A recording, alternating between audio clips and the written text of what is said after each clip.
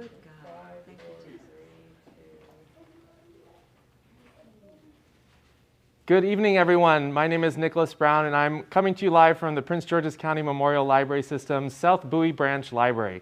Tonight is a very, very special occasion for our library system for multiple reasons. First and foremost, we're thrilled to be joined by an amazing leader, role model, and author, Carole Hopson, who's going to be discussing with us her work, as well as her book, A Pair of Wings. And taking a bit of a pause for a moment because we haven't done this in person in 2 years as a library system. So we could not be more thrilled to have Carole as our first guest back.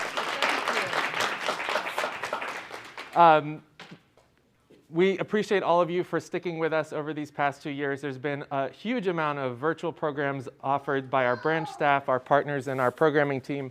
And they have done tremendous work in making content available to you while we had to have extra safety precautions. We have a wonderful crowd here in the room. Can everyone give it up for being here at the library tonight? Awesome. Thank you for being here. Carole's book is available both for borrowing through the library. You can go to pgcmls.info to check that out. Click on the catalog icon up at the top. And if you would like to purchase a copy, which is a great way to support Carole's work and also our local independent bookstore partner, Mahogany Books, we encourage you to visit bookshop.org and then search for Mahogany Books and Carole Hopson with a P, and you will be able to find her book and order it on there. Interviewing Carole this evening will be Roberta Phillips, who is the CEO of the library system. And very briefly, would love to introduce Carole to you formally.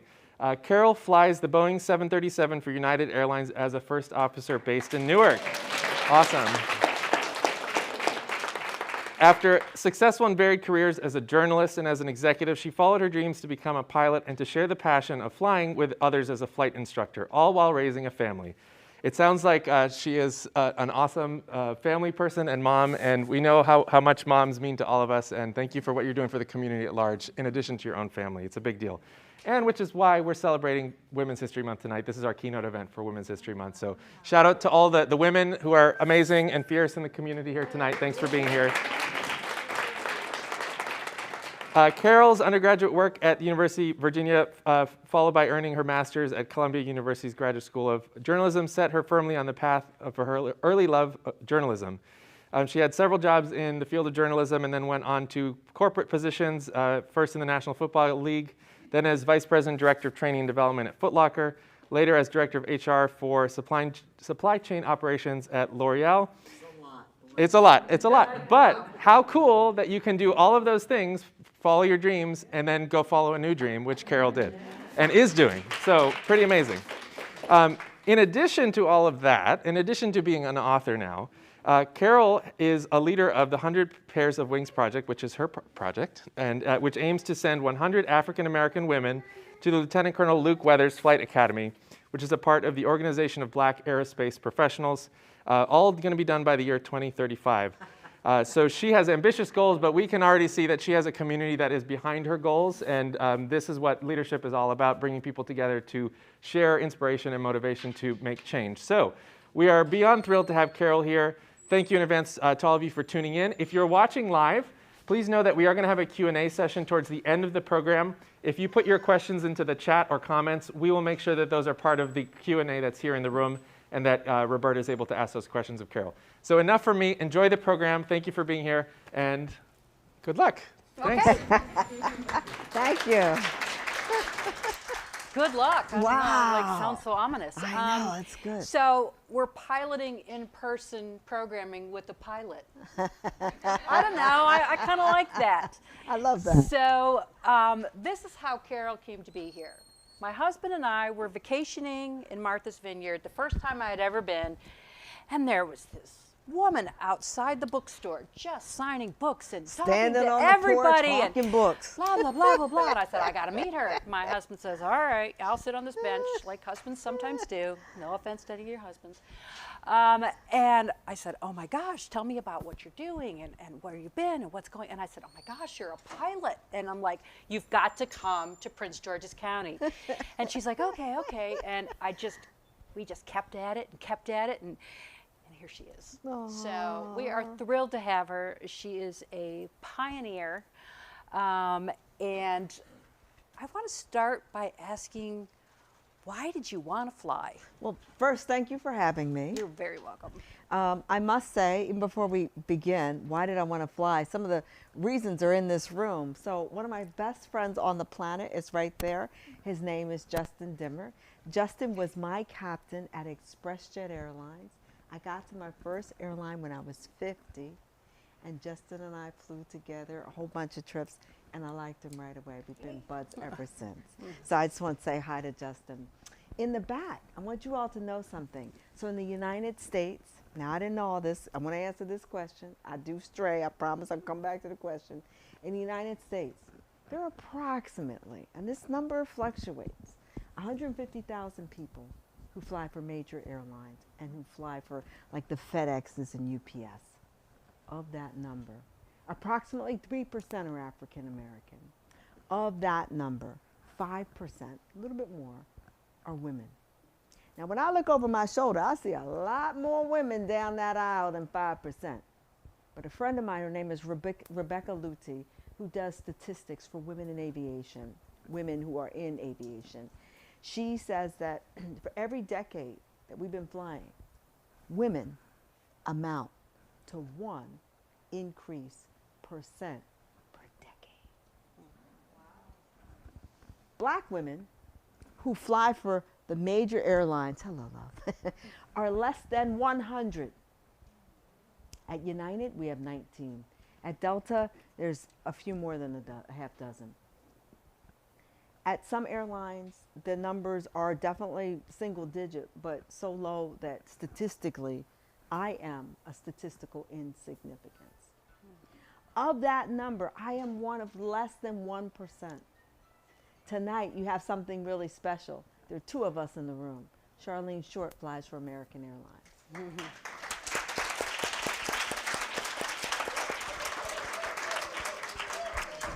One of my buds. And listen to this. Many of us are very, very, very good friends, like Charlene. Charlene and I, she'll call, we'll talk on the phone at any point. She's also a mother of 3. I know, right? That is really something. I got 2. I stopped there, but I was old when I had them. Let me get back to the question. Why did I want to fly? I wanted to fly when I was Charlene's children's age. I was like 4 years old. I have another friend in this audience. Karen Willis and I went to college together. And I was saying before, in case you just walked in, I said, my God, am I going to die? Like all the people are coming back. Like, oh my God. I wanted to fly ever since I was a little girl. I was about 4 years old and I knew I wanted to fly airplanes. But I didn't know any girls who flew. I didn't know any black women who flew. I didn't know any black women. I didn't even know, Charlene, I didn't know you wore eyeglasses. With eyeglasses who flew. I didn't know that such a fish with wings existed. And it wasn't until after college, my husband went to college with us. If he walks through the door, then I know that the anvil is going to come out in the parking lot. He's in Martha's Vineyard right now with our children. And so it took till way after high school and college and the NFL and all those different careers and all that stuff. And we went out on a date. He said, how about lunch? I said, hey, baby, how about dinner?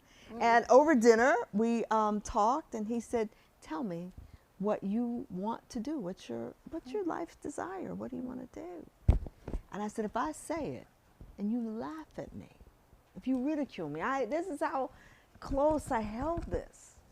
I said, I'll never see you again. You'll never get any of this. None of this. Not laugh. And for the first time in my life, I was almost 30. And I said, I want to fly an airplane. And it felt so good. I said it again. I want to fly an airplane. Learn to fly these. I want to fly an airplane. I want to learn to fly. 2 weeks later, he cooked dinner, and he said, I cook, you clean. And under my placemat was an envelope in block lettering that I would come to know over the last 30 years, was my name, and inside were gift certificates to go fly. Ooh. Yeah, that's really, that's smooth. That's a keeper, right? That's smooth. I'm going to get into some of that anyway. So I go and I take this flight lesson, And I came back, and another dinner, a lot of eating going on, another dinner, and he says, what do you think? And I said, that's it, I'm quitting my job, I'm going to flight school. He was like, whoa, not that good job. And 2 years later, we took another job and moved to New Jersey out of Manhattan so I could go to flight school. And at 36, I started flight school. I know, wow, right? So I started flight school, and 3 months after I finished, September 11th happens. And then the same husband, by now he's my husband, he says, how about kids? And I was like, whoa. Oh, talk up, speak up? Yes, ma'am. I'm sorry, I get a little passionate and then I lose my volume. Okay, I'll speak up. And so that gets us to kids. So, yeah, so this message about not giving up on your dream and it's never too late is so important, because there are certain people who say, I can't do this because, and they have their reasons, right? It's never been done before, I don't have the funds, I don't have the support, I don't have, but what they do have is that dream. And that's really so important. And it resonates because Go ahead, girl. Bessie had that dream. Yes, she went she to did. France as a young girl and said, I'm going to fly. And everyone's like, what? And I didn't realize until reading the book that, you know, like, we didn't have the safety features we have now, Oh, let's just no. say. You know, we're talking like open cockpit and like, Biplanes. World War you know, I biplanes. and she had a couple of close calls before She her did. inevitable end. She did. But she just, and she too was a little girl who looked up and said, I'm going to do that. Yeah. And there's so much power in that. So why Bessie? Because So why Bessie? So let me tell you guys a little bit about. So let me tell you why this library is so amazing. Not that you don't already know, but way back when, in the olden days, before I quit my job, part of my husband's exit strategy, we finally came up with an exit strategy, and I was like, what's that? He was like, well, don't just leap. We're going to plan to go. And in our plan, I love the Wonder Woman mask, it's so cute. In the plan, what we're going to do is we're going to create a financial strategy, because we got to pay for this training. The training is over $100,000. What stops so many people from doing this? Access and money. Access and money. And here's the crazy thing. Bessie Coleman is born, I'll jump right into it, was born in 1892. Her mother, Susan Coleman, was born a slave. They had approximately 13 children. Only, I believe, 9 of them lived. So Coleman comes up in Atlanta. She's born in Atlanta, Texas, and they moved to Waxahachie, Texas. Waxahachie, Texas, 1892. When the Wright brothers make their first flight, it's December 17th, 1903. She's 11. Did somebody else say the date? yes, with me? got a scholar. Go ahead, girl. She's 11 years old when they make their first flight. She's fascinated. Now, here's what we don't know. All that is fact, right? Here's what we don't know. How exactly, when exactly did she find that out? So the reason why the book is historical fiction is because we have a very good text. It's written by a woman named Doris Rich. And Doris Rich wrote for the Smithsonian Press. It's very good. It's very well written. But it might not be something that you pick up and go to the beach. And then somebody has to say, hey, baby, turn over because you're browning too much on one side. You're just so lost in this text, right? But I wanted to write something that everybody in this room would read, would love, and would promote to their sister and their brother and their sister and their sister and their sister and their brother. And here's what we love. Here's what we love about this woman. Just like you said, when people say, oh my God, I'm too hungry, I'm too tired, I'm too thirsty, I can't, this impediment, this, that. Her mother was born into slavery. She was born picking cotton. At age 11, when the Wright brothers flung themselves off a hill in Kill Devil Falls, North Carolina, Kitty Hawk. She was a maid. She picked cotton. There is never a reason why you can't do something. Never. I want to put that into this room. When I look around and I see so many black and brown and beautiful and gay and straight and women, I don't want you to give up on something that you care about. I wanted to fly a plane. Karen didn't know that when we were in college. We were buds. She didn't know that. I didn't say it. It seemed ridiculous. How would I ever? How could I ever?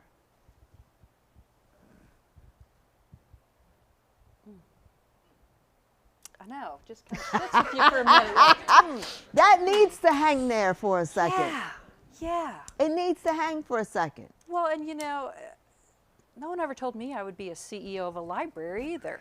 You know, they said, oh, become a teacher, which I did. I started as a teacher. Awesome profession. You know, awesome, love teaching. It's hard work, really hard work. But nobody said to me, you can do this. My parents, I'm one of 8 children. Wow. And I came up in a time where, you know, there wasn't, you know, we were just getting Title IX, so women could Athletes, yeah. could be an athlete, right? So it's so interesting. What else surprises you about Bessie? So I love that people called her, and her nickname was Brave Bess, right? Queen Bess. I love all that. Courageous, brave, all that. I love all that stuff. Here's something that a black woman never gets credit for. Rarely gets credit for. She was a critical thinker. I got a problem. I want to fly an airplane. No one in the United States would teach her to fly. How does she know? She befriends self-made millionaires in the teens, including one man named Robert Sangstack Abbott. Robert Abbott, with $7 on the kilo. You worked your way around. Good job. Robert Abbott with $7 on his landlady's kitchen table starts the Chicago Defender, one of the oldest, one of the largest newspapers in the country for African Americans.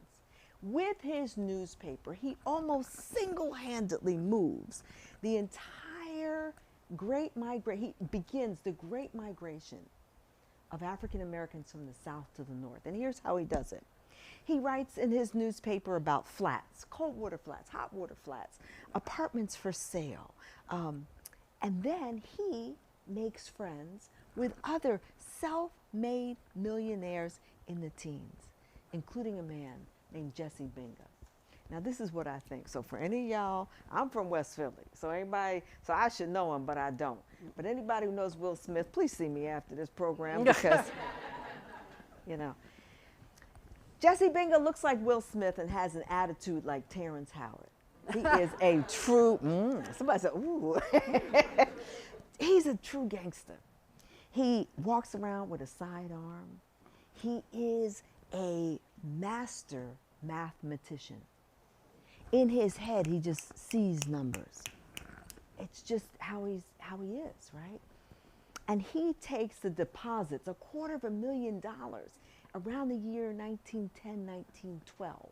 And he takes that $250,000, which is all gangster money, money from numbers and brothels and all kinds of stuff, and then he deposits that money. And on that money, he takes the deposits of African Americans who come up from the South. He then takes that money and then they need housing. So he buys apartments, he fixes them up, he rents them, he puts people in them. Single-handedly, he changes the South Side of Chicago. People then need private mortgage insurance because back then, you know, if you broke an arm in the sawmill or the stockyards. Has anybody ever heard of the stockyards in Chicago? It was the largest productivity or the largest production of meat in the United States. And people worked there, and they slaughtered some ungodly number, 12, 13,000 animals. I don't remember whether it was a day or a week. It was just, they provided meat to the country, which is why so many railroads left the stockyards. So people had chances to work in those different places. He capitalizes on that and then banks the deposits of black people who worked in the stockyards and other parts of this country and our economy that built this country. He became a good friend of Bessie's.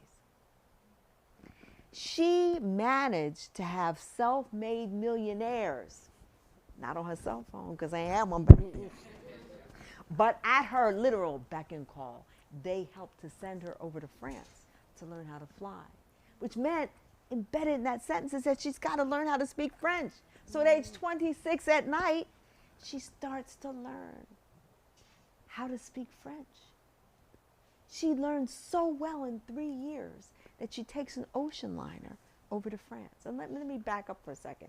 Here's a woman who comes from Texas, goes to Chicago, lives by herself, has never seen the ocean, gets on a train to go to the East Coast, gets off the train in Manhattan, gets on a ferry. From the ferry, she goes to Hoboken, New Jersey. We all pass through Jersey, baby. Everybody pass through Jersey.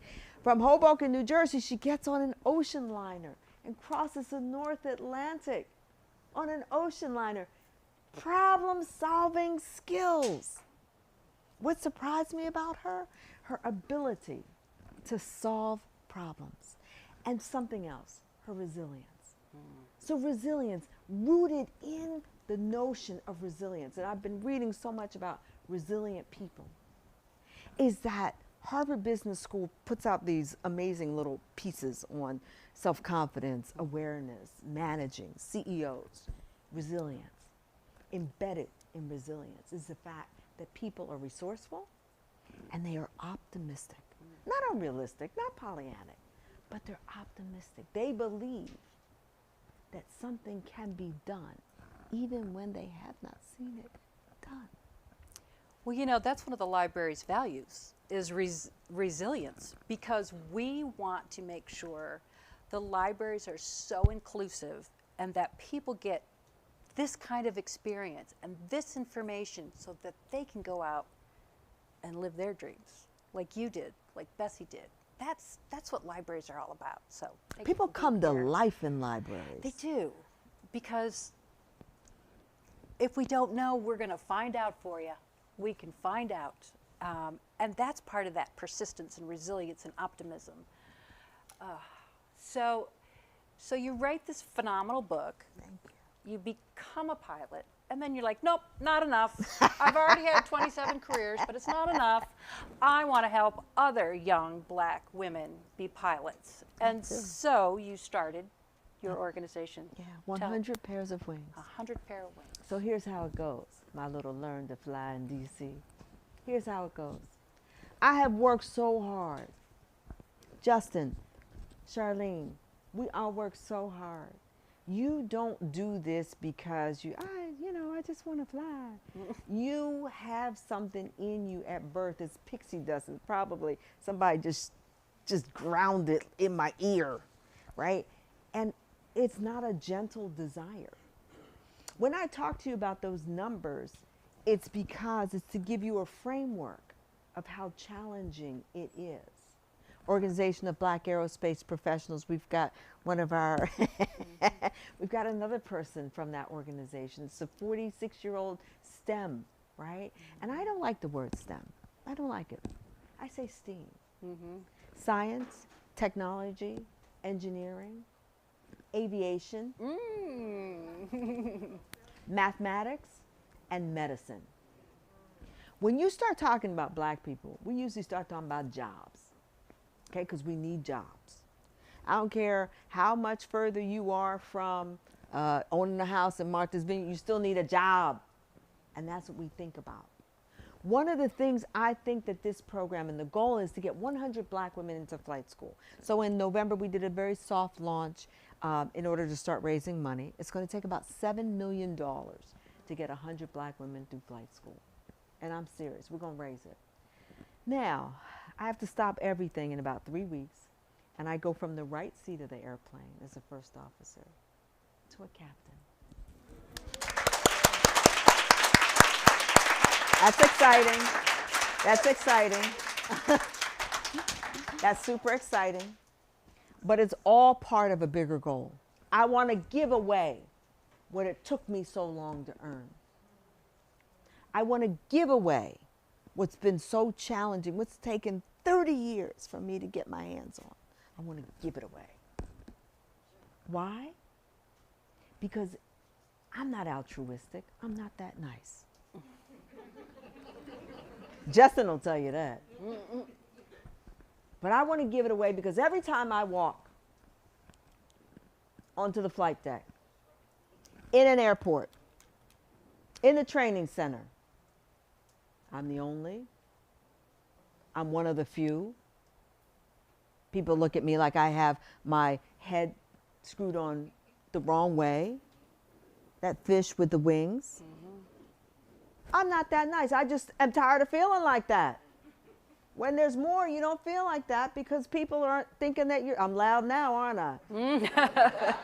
People aren't thinking that you're so strange. I'm not that altruistic. I want change. When we fly, so I was in Grand Forks, North Dakota last week. God, it was gorgeous. God, it was cold. Oh my gosh, I've never been so cold in my life. That makes 49 of the 50 states. I got to get to Alaska. We fly from Alaska, United Airlines does from Chicago. I mean from Denver and from LA, right, on my airplane. On your airplane, no. This airplane's bigger than my airplane. But our airplane it's very exciting. We do different missions, trips all the time. When I go back to work I leave here and we do something in DC tomorrow. We leave there, we go to Nashville for a couple of days, Women in Aviation. I leave there, I come back. So this is a day in the life. I come back and then I go on a trip on Monday. I think my first stop is Guatemala. Central, and then coffee. And then after that, I forget where I go. There's a whole bunch of different cities. Panama, there's one of the stops. So I'll do about 8 legs in 4 days. Our airplane does a lot of Central America, South America, North America. Justin's airplane, the 7576. You're in the 73, aren't you, baby? Or the Airbus? 73 with me. That airplane does a lot of Europe starting in the fall. Our airplane, we get a MAX. You guys have heard about the MAX, 737 MAX. We'll do Western Europe. So the trips are different. It's remarkable. It's like a small vacation. You go and for 24 hours, it's your time, right? So in Guatemala, we get there, I forget what time. I might go experiment and go see the pyramids, but I got so much work to do. I don't know if I get there. But, if you're in San Francisco or you're in Chicago or you're in Rome or where did you just come back from, Justin? You go out and it's your time. So why shouldn't women do that at $300 and some odd an hour? What'd you say, Justin? I'm talking. Why shouldn't they do it at $400 an hour? At $500 an hour? I'm confused. That trip I'm going to do on Monday, I don't know, it's about a 24-hour trip. I'll make $300 an hour. Why shouldn't you do that? Why can't you do that? Why can't you do that, Wonder Woman? You already got the shirt on. Why shouldn't you make $4,000, $5,000 for a paid vacation? We stay in 5-star hotels. Now, we didn't do that at the regional airlines. That wasn't the case, right, Charlene? Right. Right, Justin, some of the places we stayed were, yeah. But that's your apprenticeship. And during that time, you're learning about weather and airplanes and geography. God help us in America. You are learning, and you're learning at an incredible rate. And the things you're learning are amazing. and the people you meet and the things that you eat and the clothing that you buy and the experiences that you have. You're meeting people. So why shouldn't we have that? And that brings me to a food story. My husband's oldest son is a captain for American. He went to flight school and went to FIT in Florida.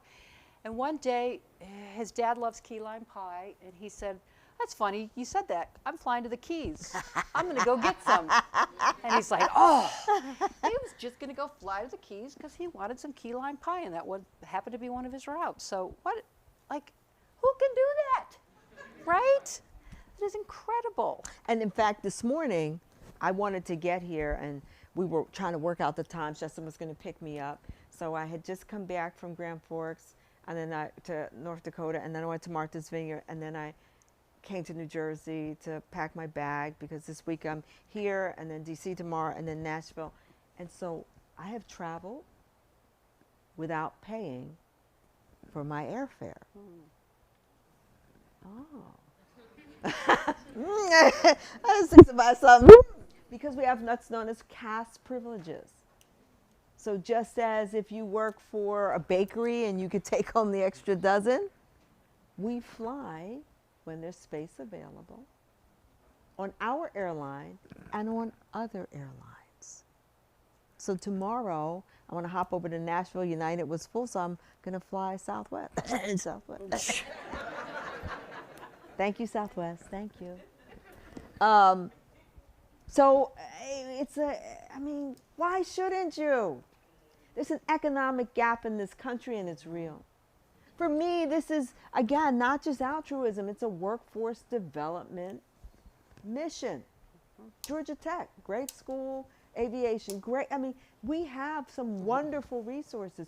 We don't even know that it's an opportunity. We're not even thinking about it. What do you do? What do you want to do when you grow up, Malik? 7 miles you live from the airport. When I do these programs, the Organization of Black Aerospace Professionals has been my fraternity, my sorority, for the last 20 years. And when I go and I do programs in the inner city, my goal was, before COVID, 2,500 students a year to speak to. With this technology, you can speak to 3 times that number, right? So we used to have to get kids to the library. Now we're in their living room. So that's the wonderful thing about this technology. And when I speak to students, I say to them, what do you want to do with your beautiful, your bountiful life? Have you ever thought of this? Well, geez, you know, I'm not an aviation major. Neither was I. El Cid to the golden age, Spanish literature. That was my major. Journalism. No one ever said to me, hey, you're really good. When I was his age, no one ever said, you're good with numbers. No one ever encouraged me around that. But I am. I am. I can do that.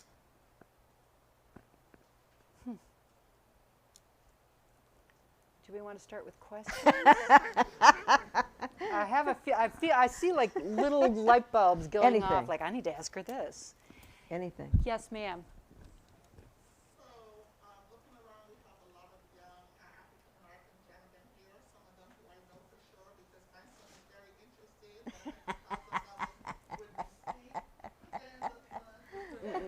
Put your hand up, son. Georgia Tech. He is in Civil Air Patrol, and they're going to do some training on the small because he's I know. his time. But what would you suggest to be his path? He's a freshman in college, and a way for us to help him pay for this because this is part of his passion. So here's the first thing I would tell you to do. Since you're already with CAP, Civil Air Patrol. So Civil Air Patrol is amazing. I'm glad that you know about it. I'm glad that you're taking advantage of it.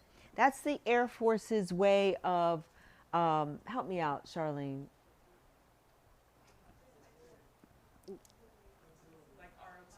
Like ROTC, like their auxiliary. So that's how they begin to train and seed.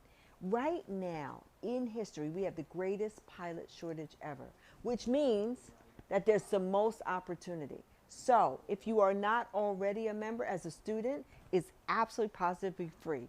Join OBAP before you leave this room. Now, don't do it while you're on the phone, so I can see you text while you're on the phone with me right now. I'm teasing. Organization of Black Aerospace Professionals, join. For students, it is free, is it not? Have we changed? I think it's free. Women in Aviation, join it. AOPA, Aircraft Owners and Pilots Association. Did I get it right? AOPA. National Gay Pilots Association, join. I don't care if you're not gay. Join. Go meet some people. There's a Latino Pilots Association. PAPA, Professional Asian Pilots Association. Join them. Read about them. Here goes the thing. Now, this is an action item. OBAP, Organization of Black Aerospace Professionals. $30 for students. Oh, $30 for students we are? We should work on that. Yep. All right, it's $30. That cell phone was more than $30. All right. OBAP, Women in Aviation, AOPA, all of them give scholarships. I was on the OBAP Board of Directors for, I don't know, maybe a decade. And during that time, there was actually times when we had to give money back because the scholarships went unapplied for. Yeah, wow. Go get you some money. Take every flying opportunity that you can.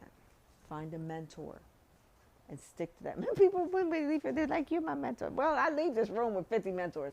Find a mentor. The way you can do it, go join OBAP. Go join Women in Aviation. Go join. Apply for the scholarships. Apply. And what you would be surprised at is how much money you can pick up. Google scholarships for flying. Right now, there's more money than ever, and there's more help than ever. I would be remiss if I forgot to mention one other organization, SOS, Sisters of the Skies, another outgrowth of OBAP. Let me tell you one more outgrowth of OBAP. The Lieutenant Colonel Luke Weathers Flight Academy. Lieutenant Colonel Luke Weathers was a Tuskegee Airman, World War II, came back to the state of Tennessee, no one would hire him. He got a job as an air traffic controller, first African-American air traffic controller in the state of Tennessee, and we opened up a flight school there, an amazing flight school. And it is 1/3 of the cost of other flight schools. Why? Because it is a nonprofit. Aviate. United Airlines became the first airline to own and operate a flight school of its own, so that we get you when you're either you can entry as private pilot or as a flight instructor or as with 0 hours. And in that flight school, they pay for your private pilot. And if you're a scholarship student, they pay for the rest of it. But even if you're not, there's a way to finance your education, and it's a route to United. Right now, there's more help out there than ever before. Great. Go do it. I'm going to repeat the questions so that we can get them on our streaming. So who's next with the question? Yes, ma'am. Hi again. So, first off, I'm very inspired and motivated by your story because so I saw you on Cameron Hall's talk show back in 2021. Wow, that was a long time ago, wasn't it? Tamron's so cute, isn't she? She's super nice. Because I'm in corporate America. Aviation was not really on my radar for the past 5, 6 years, or 7 years that I've been in corporate America. And it was maybe like the last 4 years of my consultant company I was working for. I was like, I just don't see myself fitting in corporate America for the long term.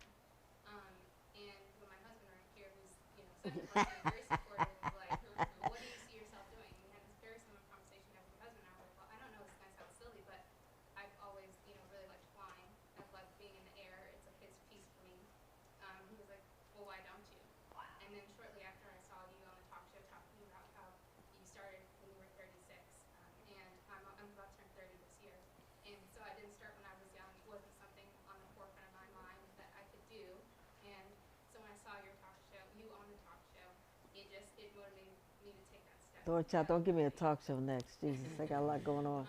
And you know, my husband, when I say he's supportive, like he honestly saved money for me to, you know, actually start school. That's And great. he paid for my first flight lesson and things like that. So I say all that to say, since I'm not starting as a young person, or I didn't go to school specifically for that, I came out with a degree in psychology. Oh, you're gonna need that, honey. Right, Justin? Right, Charlene? Get your shingle ready, baby. I really resonate with the trying to work while also trying to get this pilot license, which isn't very easy because from the recommendations I've seen, they recommend going 2 to 3 times a week, and sometimes that's not feasible. And I guess I'm seeking advice from you Okay. on you know, what is the actual kind of balance look like. So let me throw this out to you. Okay, I'm going to repeat it. Okay, yes. So that's all right. So her question is about balancing the need to get flight time with the obvious task of being employed, right? Because flight school costs money, you need to be employed to do flight school. So how do you balance those? So, excellent question, and let me share this with you. So, at 36, I quit my job, went to flight school full time, right? I was so eager that I started in September of the year 2000. By June of 2001, I had completed 7 certificates and ratings, and I was a certified flight instructor. And we're a little bit, as they say, it's a weird saying, but bass backwards. So in other words, we teach when we're very green, and you learn the most that first 200 hours in the airplane when you're teaching, even though you yourself are brand new. It's an amazing phenomenon. There are very few professions who do that, and the ones that do that have something in them. It's like a steel rod inside of cement. Cement is strong, but with a piece of rebar in it, it's almost unbreakable. So the lessons that you learn early on, you learn so profoundly. Let me say this to you. At 36, I finished. I was 37, rather, that summer. And then September 11th happened, 2001, 3 months later. And my same husband said to me, let's have children. I was pregnant September 17th. I gained 140 pounds with my first baby. Karen, I ain't show up on nothing. No social media, no nothing. I weighed almost 300 pounds.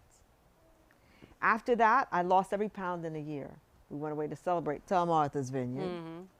I got pregnant again at age 40. So at age 40, I had an infant and a toddler and a career that was just, it had stalled. When that second baby came, when that first baby came, I was a very reluctant parent. I was more afraid to have children, to raise black sons in the United States. I was afraid. I just knew in my marrow. I knew in my marrow or my bones I was going to have boys. I knew it. And I did. I had 2 boys. I have 2 boys. They are the loves of my life. As afraid, I was as afraid as I am in love with those 2 human beings. I stayed home for 14 years. So do the math, 14 and 36, 37. By the time they were in middle school, I said to my husband and my children, it's now or I'm not going to do it. I'm a fish or I'm a cut bait. And I went back to the airlines at age 50. So I say to you, you have to prioritize what's important to you, but you must fly often. Flying is like a foreign language. Flying is like playing a violin. It's like playing basketball. You don't get good sitting on the bench watching. You get good going in there. And no one wants to hear this about flying, but you get good when you make mistakes. And you must do it often in order to do it well. So if you're going to do it, carve out the time, carve out the money. Go use the same advice I gave that young man. And go get yours. You're welcome. Yes, sir. Excellent.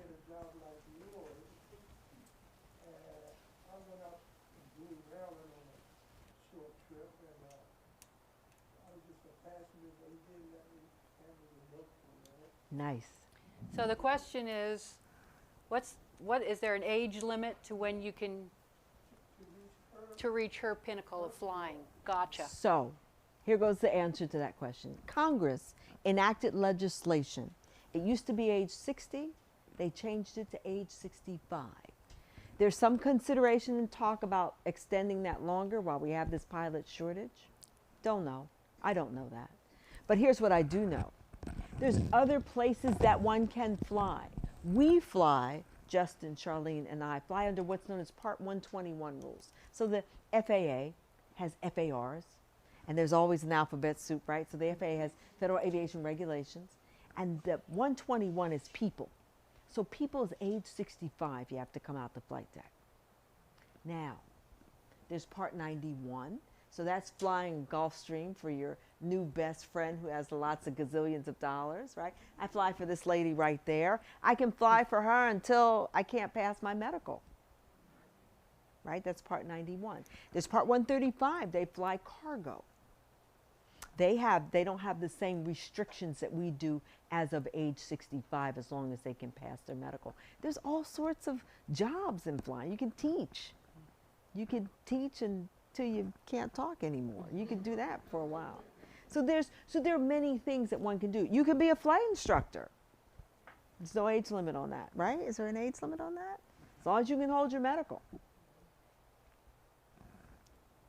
Great. Good question. That's a good question. Other questions? Yes, sir. What's the preference for education? From the military, Air Force, Navy? Great question. Or kids who do e-gaming? Excellent question. Oh, so the question Excellent question. is, what's the prerequisite? Military, Air Force, or are you a gamer? Excellent question. So let me answer your question. I'm going to give you a little bit of history. I promise I won't be too long-winded. I'll try not to be, Roberta, I promise. So when you look at our uniforms, what do you think of? You think of military. Our pay scales, military. We as in aviation grew up with the military, right? From the Wright brothers making the first airplanes for the Department of Defense to what you see today. Airlines and the military have grown up together, right?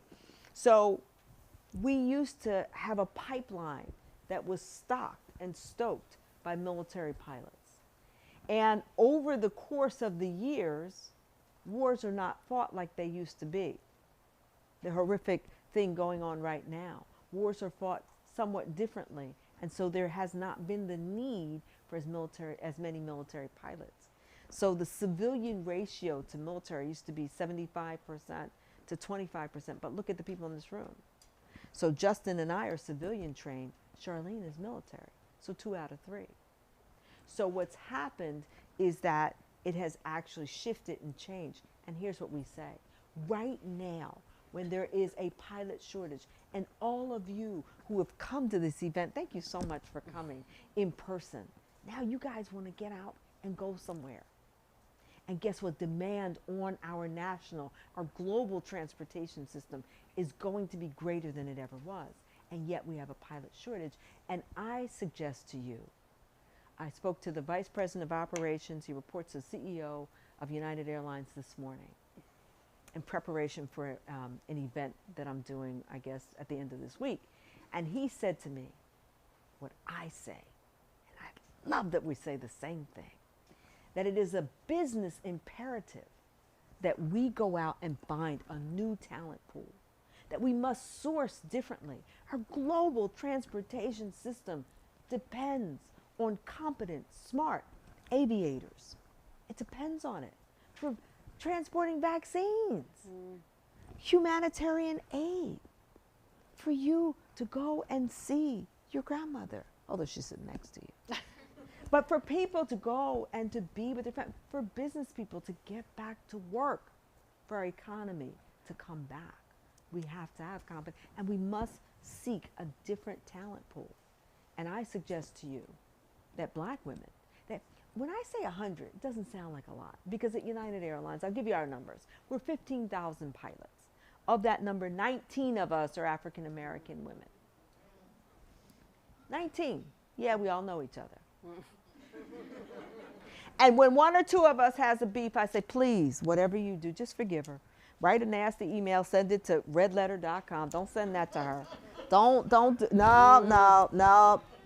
Don't tell her that. We know, it's fine. Just don't. Because why? That talent pool has to be expanded to include people who were never, ever considered. We have to do, it's a business. It's not a nice thing to do. Nice things to do run out when profits run out, right? We don't do it anymore when we don't have, so I don't want that to be something we do because it's a nice to do for Black History Month. It's Women's History Month. I don't want that. I want us to do it because it's the right thing to do. And by the way, it's not like United certifies those pilots. The FAA does. So nobody's getting through a little slippery door with lubricant on it. I didn't get through a lubricated door. There was some sticky stuff on the jam, actually. Right? But that pilot, Charlene, Carole, Justin, we all go through the same FAA certification. And no special favors. She cute. I ain't no special favors. Excellent question. Thank So you. it starts with dreamers, right? Yes. It starts with dreamers who say, I'm going to fly, nothing's going to stop me, and I'm going to get my wings. If we're not out of time, I could do a real quick reading. Are we out of time? Well, I think we want to have time for folks to get their book Signed. signed, because that's always Can so I give special. you one? This is 8 lines. Okay, 8 lines. 8 lines. Yes, ma'am. Yes, ma'am. I'm in a book club. I read a lot of books. But I'm coming through this book. This is a hefty book. Knowledge by the pound. I'm looking at the font that you have in this book. I mean, it's a small font. I know, Mama. On these pages. And it looks as if you've done a lot of research. Ton. 12 years And worth. I'm saying that you switched from a pilot, but you had to do some serious writing for this. I did. And I wanted to know, what did you do to prepare to write this book? Because a lot of writers have to go to school and do a lot of studying and probably work with someone else to help them write a book like this. So So first, tell let me about say thank you. Your writing background. Thank you for acknowledging that. This book took 12 years to write. Isabel Wilkerson, who wrote The Warmth of Other Suns, another book which I spent a lot of time doing. So she said, it took me 12 years to write this book. If my book had been born a baby, it would have been born a middle schooler. And I like to add, mine would have come out with backpack and shoelaces. And here's the deal. So I did a lot of research. In order to write a scene, you had to do a research. If you're going to talk about a fire and how it was fought, you got to talk about how they did it 100 years ago. So I researched that and then write the scene. I researched as I wrote. One of the things that I started with was the premise that I would be the omniscient narrator, but I couldn't get close enough. So then I took all the Black women I met in the research who were Bessie's best friends, and I made them into an amalgam, and that became Norma. Norma was her best friend. These were Black women who sewed, who cooked, who cleaned, who sang, who were in church. They were all her friends. And throughout the years, I met them in my research and made them into Norma. The best friends that she had were always a counterweight. So as Bessie was adventuresome, now she was a very careful risk taker. But she was a risk taker, of course. Her friends were less so. And so they became a counterweight, like you'll find on the wing of the airplane. They became a counterweight to her. So they were, where she was adventuresome, they were quiescent. And in that research, I couldn't do the book without telling you the times. You know, what happened to Black people during this time? What happened to white people? What happened to men? What happened to women? So it was prohibition. It was women just earned the right to vote. How could she, again, get on an ocean liner to fly an airplane? You talked about, Roberta, the first airplane that she flew was like the material on your shirt. It was a muslin and spruce wood and an open flight deck. So let me just share this with you. Martha's Vineyard, where my husband and I went, and we bought a home, and we were coming through a corn maze. We shoot out the other side of the corn maze, and we see an airplane, and it's a biplane. And he says, you know, I think that's a Stearman. I said, oh my God, it's a Boeing Stearman 1941, and next to it is a Waco. He said, a Waco? I said, Washington Aviation Company 1941. He said, Jesus, I love a girl who knows her plane. I'm like a little Cervantes with him, right? And so we went across the field, and the guy let us sit in it. And all of a sudden, I had the notion about writing the book. Sitting in that became, the lights came on for me. And one last story. So I traded babysitting for flight lessons with one of the pilots. For 3 years, I watched his children during the summer. So he would teach me stunts in the biplane so I could write them for you so that you would say, oh, I feel the wind. But I couldn't do that without flying that airplane. And so for 3 summers while I was raising kids, why not? So I want to hear your 8 lines to, To close it up? Your 8 lines. Here we go. Now, I didn't write these 8 lines. A philosopher, a Turkish philosopher named Rumi wrote these 8 lines, right? What's so crazy is that Rumi, a philosopher, has a translator.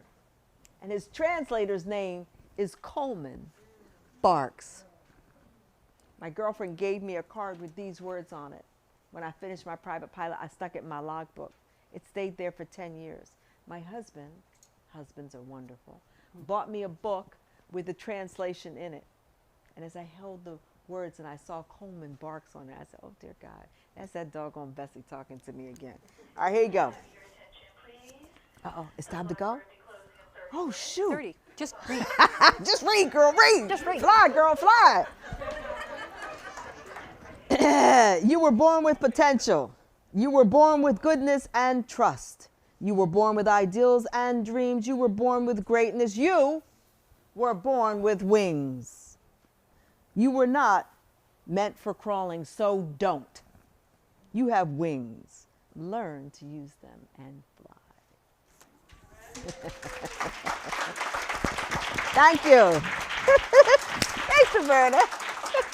We know this could have been like 2 hours long. We appreciate it. Thank you. We're gonna have you ask your question as she signs books. Is that okay? Because we really need to get out of here because we need to lock the library at 8 o'clock. Ask him a what? Come on, ask him a Hold what? on one sec. Okay, Thank you, Carole. Thank you, Roberta. And thank you all for being a part of this. Thank you. And thank you to our online audience as well. We really appreciate your engagement throughout. Before we go, I want to acknowledge a very special guest who is here with us tonight. You might have heard about him on social media very recently. He is a Prince George's County teen who is the youngest glider pilot in the history of the United States. His name is Caleb Smith. Caleb, shout out for you.